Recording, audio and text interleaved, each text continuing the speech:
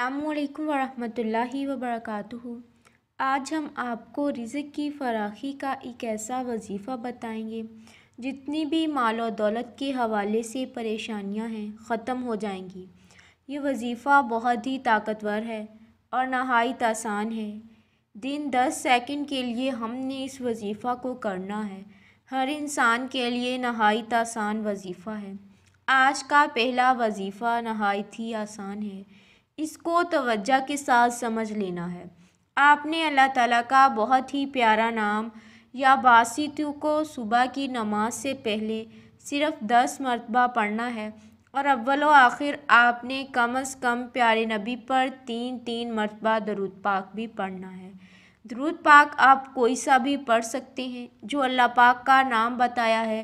अपने तलफ़्फ़ुज़ को ठीक करके इस वजीफ़ा को कीजिएगा, तमाम बरक़ात मिलेंगी।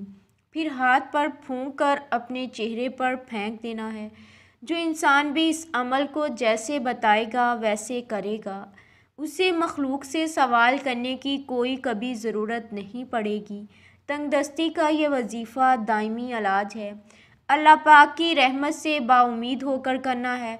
दूसरे अमल की तरफ बढ़ेंगे। जो इंसान भी चाहता है कि उसके घर से कभी रिज़्क़ ख़त्म ना हो, उसके लिए बड़ा ही ज़बरदस्त अमल है, जिसे घर से परिंदों, जानवरों और चूंटियों को रिज़्क़ मिलता रहे।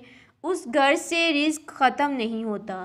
आप तजर्बा कर लें, परिंदों, जानवरों और कीड़ों मकोड़ों और बिल्लियों को खाना देना शुरू कर दें। हालांकि हमारे यहाँ इसका उलट ही होता है। परिंदे आकर बैठे रहते हैं, बिल्लियों को भगा देते हैं। ये छोटी छोटी चीज़ें तवज्जो देने की हैं। इनको दाना पानी वगैरह डालना शुरू करें। रब के फजल से आपके घर का किचन कभी बंद नहीं हो गया। अल्लाह के सब नामों के अपने अपने फ़ज़ाइल और बरक़ात हैं। बिलाशुबा अल्लाह जल्ले जलालहू गम्मे नवाला आज़म शाना की इबादत व मार्फत का जज्बा और हौसला इंसानी फ़ितरत और तबीयत का ख़ासा और एक हिस्सा है। यही वजह है कि इस दुनिया के इंसान ने अपने खालिक़े हकीकी के वजूद को देखा तो नहीं, लेकिन उसके बावजूद जब कभी उसकी ज़िंदगी में कोई खुशगवार वाक़या पेश आता है तो अमूमन ज़मीने इंसानी में सजदा शुक्र मचलने लगता है और जी चाहता है कि इस अनदेखी गायबी हस्ती का शुक्र अदा करे। ऐसे ही जब कोई नागवार हादसा पेश आता है तो इंसानी हाथ इस नादीदा ज़ात की तरफ बेख्तियार बढ़ते और फैलते हैं और आँखें अपने इज्ज़ के इजहार में अश्कबार हो जाती हैं। इसी का नतीजा है कि दुनिया की तारीख़ का कोई ज़माना और कायनात का कोई खित्ता खुदा परस्ती के इस फितरी जज्बा से खाली नहीं रहा है। हमेशा से दुनिया वाले इसको याद करते और पुकारते हैं। अल्लाह जल्ले शाना को हर इस नाम से पुकार सकते हैं जो इसके शान शान हो। अल्लाह जल्ले शाना की ज़ाते मंबाए कमालात को मुहल्लदीन व मुनकरीन के अलावा हर कौम व मज़हब के लोगों ने आज तक मुख्तलिफ नामों से माना और पुकारा है और मानते और पुकारते रहेंगे। कोई खुदा कहकर पुकारता है तो कोई गॉड कहकर, कोई अशोर कह रहा है तो कोई परिमेशोर।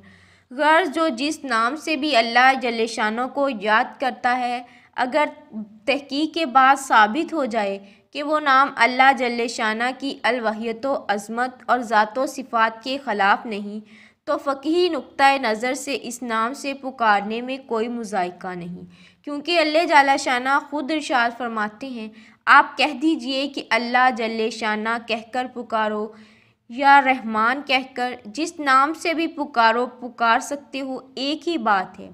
उसके बहुत से बेहतरीन नाम हैं या तमाम बेहतरीन नाम उसी के हैं।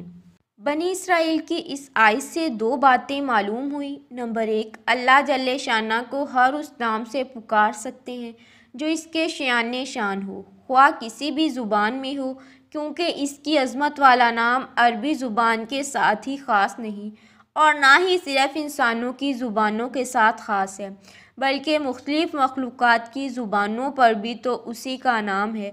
अगर गोशे होश से सुना जाए तो पत्तों और कलियों की सरसराहट, फूलों की मुस्कुराहट, परिंदों और चिड़ियों की चहचहाहट में अल्लाह अल्लाह की आवाज़ आती है।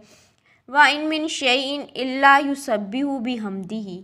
इस आयत में उसी को फरमाया है जिसका मतलब ये है कि और कोई चीज़ ऐसी नहीं है जो इसकी हमद के साथ तस्बीह ना कर रही हो। मालूम हुआ हर मखलूक उसको पुकारती है और पुकार सकती है।